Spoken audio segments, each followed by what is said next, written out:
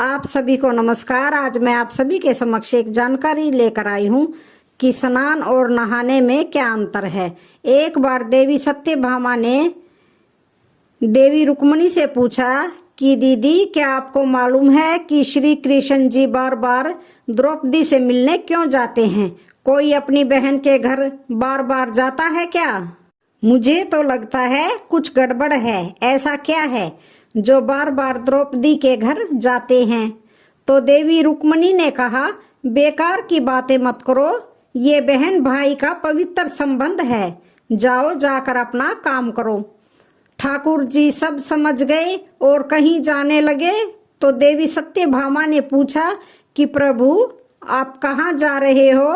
ठाकुर जी ने कहा कि मैं द्रौपदी के घर जा रहा हूँ। अब तो सत्यभामा जी और बेचैन हो गई और तुरंत देवी रुक्मिणी से बोली, देखो दीदी, फिर वही द्रौपदी के घर जा रहे हैं। कृष्ण जी ने कहा कि क्या तुम भी हमारे साथ चलोगी?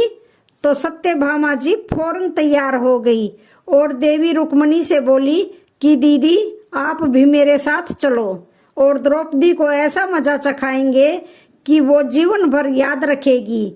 देवी रुक्मिणी भी तैयार हो गई। जब दोनों देवियां द्रौपदी के घर पहुंची तो देखा कि द्रौपदी अपने केश संवार रही थी। जब द्रौपदी केश संवार रही थी तो भगवान श्री कृष्ण ने पूछा, द्रौपदी क्या कर रही हो?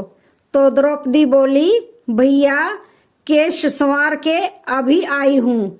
तो भगवान बोले, तुम काहे को केश संवार रही हो? तुम्हारी तो दो भाभी आई हैं, ये तुम्हारे केश संवारेंगी।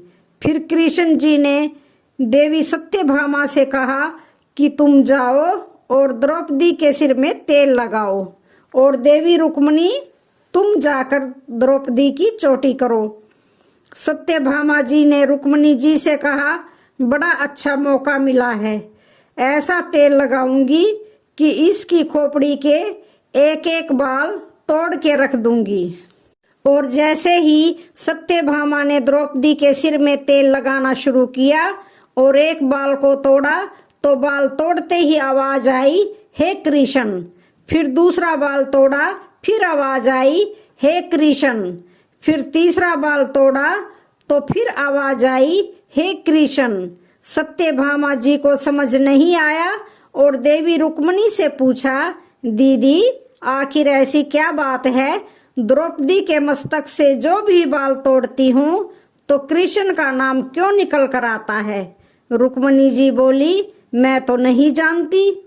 पीछे से भगवान बोले, देवी सत्यभामा, तुम देवी रुक्मिणी से पूछ रही थी कि मैं दौड़ दौड़ कर इस द्रौपदी के घर क्यों जाता हूँ?